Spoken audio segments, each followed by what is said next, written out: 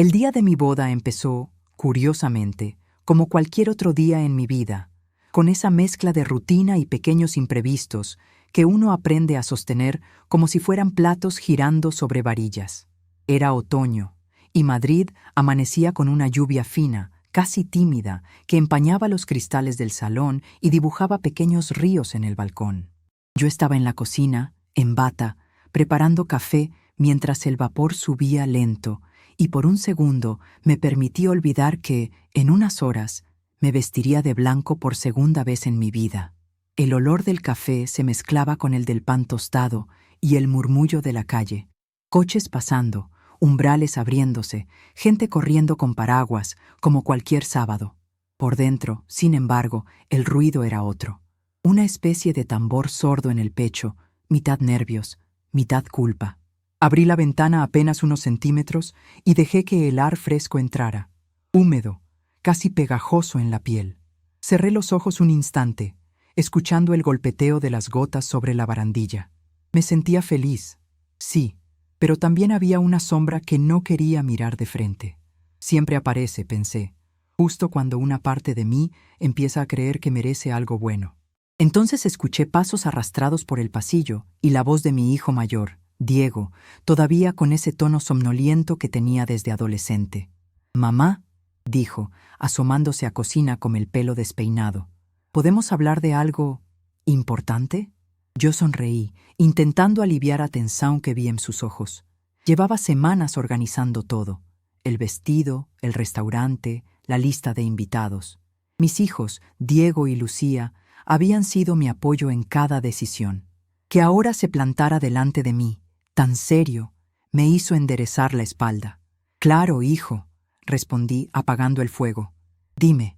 Lucía apareció detrás de él, cruzando los brazos sobre el pijama. Tenía esa expresión que conocía bien, la de cuando estaba a punto de decir algo que llevaba tiempo guardando. Se miraron uno al otro, como si empujarse en silencio. «No la invites», soltó finalmente Lucía. «A ella no. No queremos verla en la boda. No hizo falta que dijeran su nombre. Ella tenía rostro, olor, voz. Ella era mi madre, Elena». Sentí de golpe que el estómago se me encogía. El vapor del café me pareció demasiado denso, el ruido de la lluvia demasiado fuerte. Apoyé las manos en la encimera para no mostrar que me temblaban. «¿Estáis hablando de vuestra abuela?», pregunté, aunque la respuesta ya estaba tatuada en el aire. Diego asintió, apretando la mandíbula. «Sí, no la invites, mamá. No queremos verla fingiendo que le importamos. No después de todo lo que pasó». Su frase cayó pesada, como si alguien hubiera tirado una piedra dentro de un estanque en calma. Las ondas de esa piedra eran años de silencios, cenas tensas, llamadas no respondidas. Me quedé mirándolos, intentando sostener sus miradas heridas sin que se rompiera el frágil equilibrio que habíamos construido juntos. De repente, mi día de boda ya no era solo flores, música y votos. Era también el peso de la historia que nos había llevado hasta allí. La lluvia, mientras tanto, se intensificaba, golpeando el cristal como si también quisiera entrar en la conversación. Dentro de mí, otra lluvia empezaba a caer, esa que trae recuerdos arrastrados. Por un momento me vi a mí misma, con 8 años, en otro otoño, caminando de la mano de mi madre por una calle parecida, con el viento colándose por las mangas de mi abrigo. Me acordé del olor de castañas asadas en las esquinas, del brillo de las luces de las tiendas, del orgullo que sentía cuando ella me compraba un abrigo nuevo diciendo: «Te lo mereces, Marta». En esa época yo todavía creía que el amor era sencillo, que un abrigo nuevo y una merienda especial eran la prueba de que alguien se quedaría para siempre. Volví al presente, como quien sale de una película con los ojos enrojecidos. Miré a mis hijos. A veces me sorprende cómo la vida te voltea los roles, de hija asustada a madre que intenta proteger. Tragando despacio, les pedí que se sentaran. El reloj de la pared marcaba las 8:30, y yo tenía una reunión con la maquilladora en 1 hora, pero de pronto nada de eso era más importante que ese momento. «Sé que tenéis motivos para sentir lo que sentís», empecé, eligiendo cada palabra como si caminara sobre cristales. «Y no voy a deciros que estáis equivocados, porque yo también llevo mis propias cicatrices con ella. Pero esta boda También es un cierre, ¿sabéis? Un cierre y un comienzo. Lucía frunció el ceño. ¿Y qué tiene que ver ella con nuestro comienzo? Solo sabe aparecer para complicarlo todo. Su rabia me pinchó, no porque fuera injusta, sino porque había aprendido buena parte de esa rabia mirándome a mí.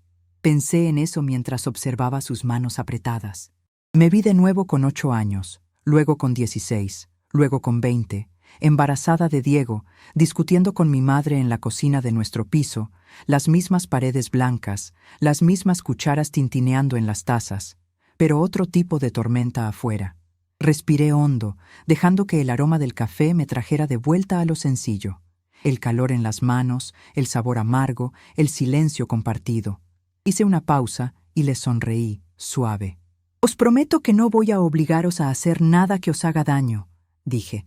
«Solo os pido que confiéis en mí hoy. Es un día importante, para todos, y quizá haya cosas que todavía no sabéis». Diego elevó una ceja, desconfiado. «¿Qué cosas?». Me mordí el labio. No era el momento para contarles todo. Ni siquiera yo estaba segura de tenerlo todo ordenado dentro.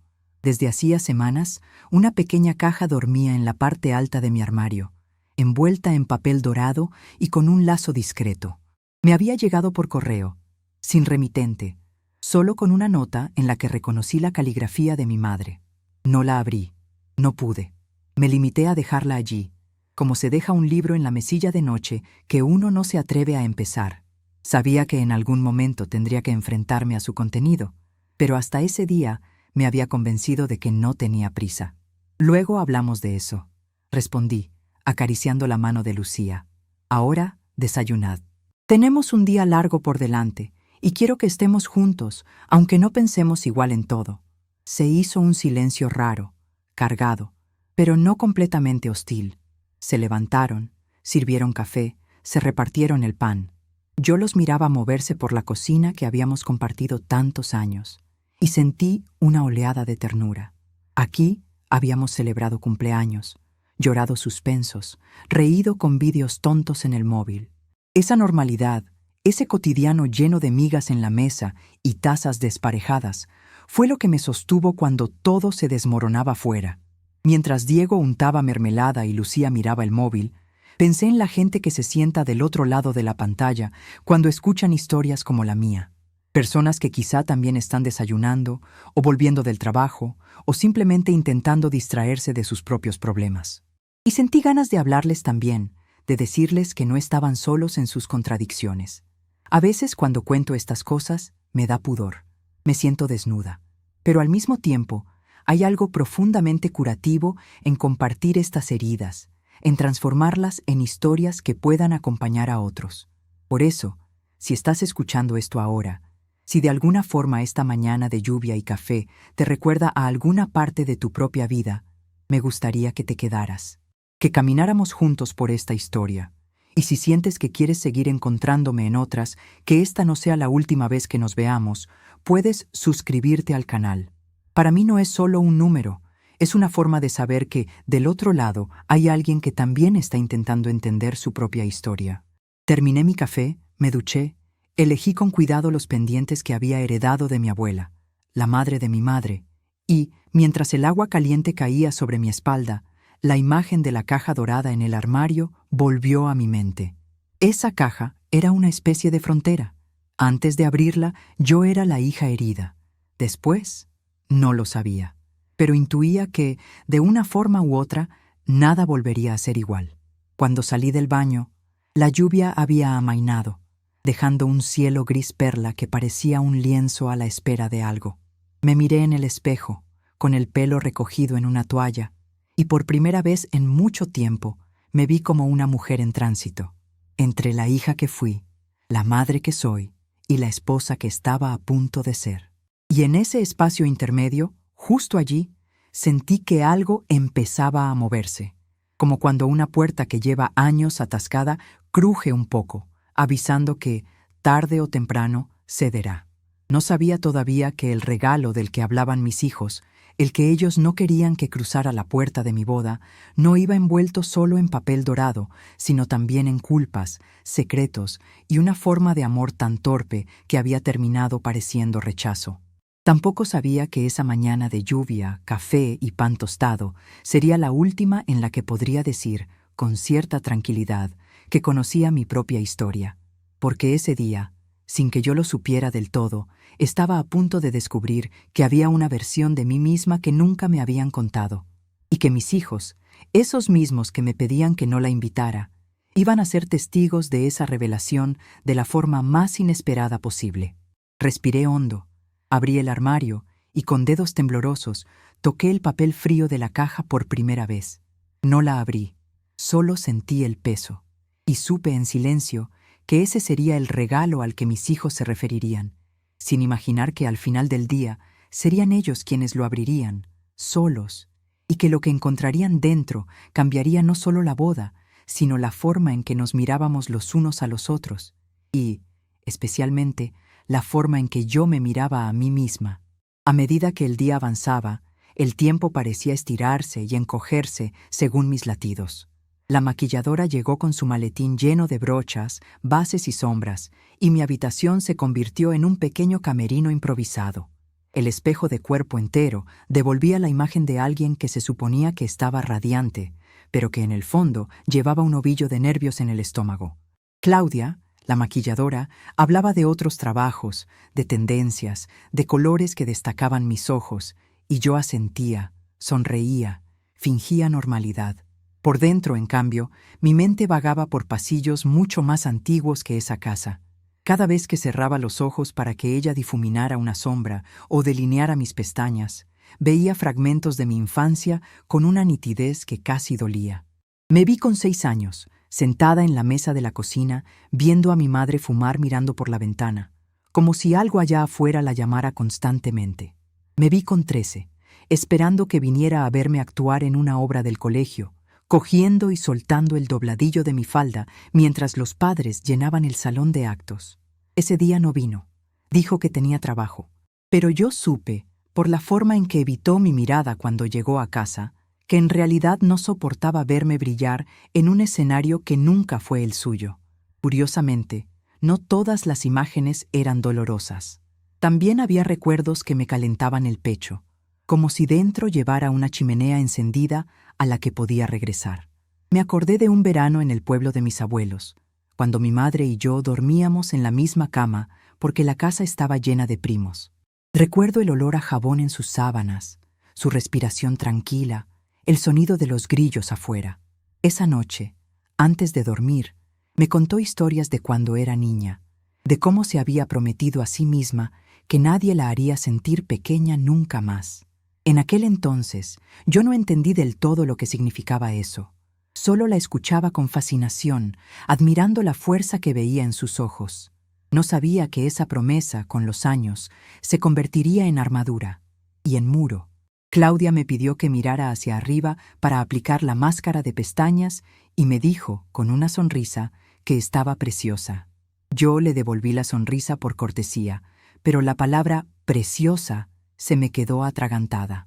¿Cuántas veces había deseado escuchar esa misma palabra de boca de mi madre, justo el día de mi primera boda? En vez de eso, recuerdo el silencio. Recuerdo a Elena ajustándome el velo sin mirarme directamente, más pendiente de que todo estuviera correcto que de cómo me sentía. ¿Estás bien, Marta?, preguntó Claudia, notando quizá que mi mirada se había perdido. Sí, mentí. Solo pensando. En realidad, estaba recordando algo que no le había contado a casi nadie, ni siquiera a Diego y Lucía. Después de mi primer divorcio, cuando mi ex marido se fue de casa dejando un vacío en el armario y otro en mi pecho, mi madre me dejó una nota en la mesa de la cocina. No era una carta de consuelo. Era una lista de cosas que, según ella, yo había hecho mal. Fuiste demasiado blanda. No pusiste límites. Así es normal que se vaya. Ese papel fue, durante años, la evidencia que usé para culparla de todo. Pero si soy honesta, también fue el espejo donde miré mi propio odio hacia mí misma. Porque, en el fondo, yo ya me decía esas cosas sola. Mientras el rímel se secaba, escuché risas apagadas desde el salón. Mis hijos habían llegado los primos, algunos amigos, y el piso se había llenado de voces. De vez en cuando, Alguien asomaba la cabeza por la puerta para decirme que estaba guapísima o para traerme una copa de cava para los nervios. Yo aceptaba los cumplidos, pero cada palabra de afecto chocaba con un muro interno que llevaba años construyendo ladrillo a ladrillo. ¿Cuántas veces había sentido que tenía que ganarme el derecho a ser querida? ¿Cuántas bodas internas llevaba intentando celebrar conmigo misma sin conseguirlo? Mientras me colocaban el vestido, el satén frío resbalando sobre mi piel, Diego entró en la habitación. Se detuvo en el umbral, como si temiera cruzar una línea invisible. Me miró de arriba a abajo, y sus ojos, esos mismos que había visto llorar en noches de fiebre y miedo, se humedecieron. «Estás...» buscó la palabra. «Estás hermosa, mamá». Esa palabra, de su boca, tuvo un efecto distinto. No venía cargada de exigencias ni de juicios. Venía limpia. Me giré hacia él y sonreí, pero al hacerlo, noté un pliegue de preocupación en su frente. «¿Qué pasa?», pregunté, ajustando la caída del vestido. Se acercó, cerró la puerta detrás de sí y bajó la voz. «Ha llegado un mensajero, abajo. Traía algo para ti. Es de ella». El mundo pareció inclinarse un poco a la derecha. Sentí, literalmente, como si el suelo se moviera bajo mis pies. En mi imaginario, la caja ya estaba en el armario. No esperaba otro movimiento por su parte. No ese día, pero ahí estaba, invadiendo el espacio de mi boda sin siquiera estar presente. «¿Dónde está la caja?», pregunté, intentando que mi voz no temblara. «Lucía la ha subido», dijo Diego. «Está en la mesa del salón. Pero te lo digo ya, mamá. No quiero que esto arruine tu día, ni el nuestro, ni el nuestro». Esa frase me tocó una fibra que no sabía que tenía. A veces, en mi obsesión por sanar lo que viví con mi madre, olvidaba que mis hijos también tenían su propia versión de la historia. Ellos no solo eran testigos, habían sido protagonistas de escenas duras. Esos días en que yo volvía destruida de alguna discusión con Elena, o cuando la abuela les colgaba el teléfono a medio «Hola». «No va a arruinar nada», dije, aunque no estaba segura de creerme. «Te lo prometo». Cuando Diego salió, me quedé sola un momento, frente al espejo. El vestido caía perfecto, el maquillaje estaba impecable, el peinado recogía mi cabello con delicadeza. Desde afuera, todo estaba en su sitio. Por dentro, en cambio, la pregunta que llevaba años esquivando volvió con fuerza. ¿Y si yo no fuera solo la víctima de esta historia? ¿Y si también hubiera cosas que no quise ver, que no quise escuchar, porque era más fácil culpar a mi madre de todo? Pensé en lo que buscaba hoy. Oficialmente, buscaba una nueva oportunidad en el amor, un compañero, una familia expandida, pero si veía más hondo, lo que realmente deseaba era otra cosa. Buscaba permiso. Permiso para ser feliz sin sentir que traicionaba a nadie, sin el miedo constante a que algo terrible sucediera cada vez que me permitía disfrutar. De niña, yo quería una madre que me abrazara y me dijera: «Lo estás haciendo bien, Marta». De adulta, me encontré a mí misma persiguiendo esa frase en hombres, jefes, amigos. Y cada vez que no la recibía, reforzaba la idea de que había algo roto en mí. Ahora, al borde de un nuevo matrimonio, me daba cuenta de que lo que buscaba no era solo el amor de otro, sino la libertad de no necesitar la aprobación de esa mujer que nunca supo demostrármelo. Y, sin embargo, allí estaba la caja, su regalo, su presencia invisible colándose en mi boda, en mis decisiones, en mis miedos. Me pregunté qué podría haber dentro que fuera capaz de cambiar algo. ¿Dinero? ¿Un objeto de familia? ¿Una carta? ¿Una explicación? ¿Se puede explicar una carencia de décadas en unas cuantas páginas? ¿Se puede pedir perdón tan tarde? Mientras bajábamos al salón, el murmullo de la gente fue llenando mis oídos y sirviendo, de algún modo, como anestesia. Abrazos, fotos, comentarios sobre el tiempo, chistes de tíos que no veía desde hacía años. Todo eso me conectaba con otra versión de mí, la Marta que sabe gestionar encuentros, las mesas, las sonrisas. Pero cada vez que mi mirada, por accidente, caía en la caja dorada sobre la consola, sentía como si una cuerda invisible me jalara hacia ella. Lucía se acercó, con su vestido burdeos y los labios pintados del mismo tono. Miró la caja con desprecio. «No quiero que la abras hoy», me dijo sin rodeos. No se merece estar aquí. Su firmeza me conmovió y me dolió al mismo tiempo. Vi en ella a la niña que se interponía entre mí y mi madre cuando las cosas se ponían feas, esa pequeña guerrera que nunca le permitió a nadie hablarme como Elena lo hacía. Y me pregunté si, al protegerme tanto, no se había olvidado de que ella también necesitaba protección. ¿Sabes?, le dije, acariciándole la mejilla.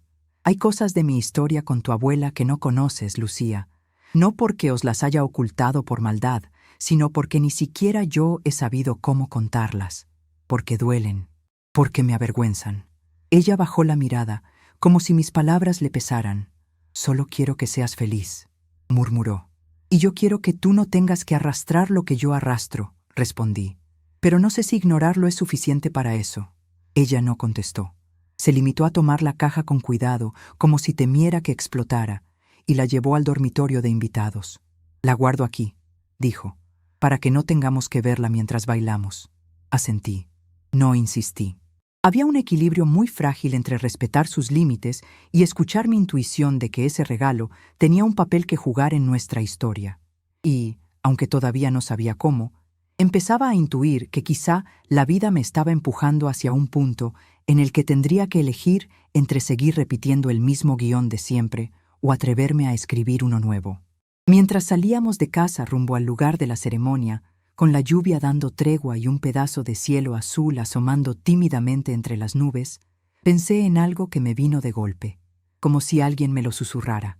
Tal vez, hoy, no solo me estaba casando con un hombre al que amaba, tal vez, de alguna forma, también me estaba casando conmigo misma, con mi historia entera, incluso con las partes que preferiría dejar fuera de la foto. Y, sin saberlo, mis hijos, esos que me habían pedido que no la invitara, estaban a punto de tener en sus manos la llave que abriría esa parte de mi vida que yo misma había mantenido encerrada demasiado tiempo.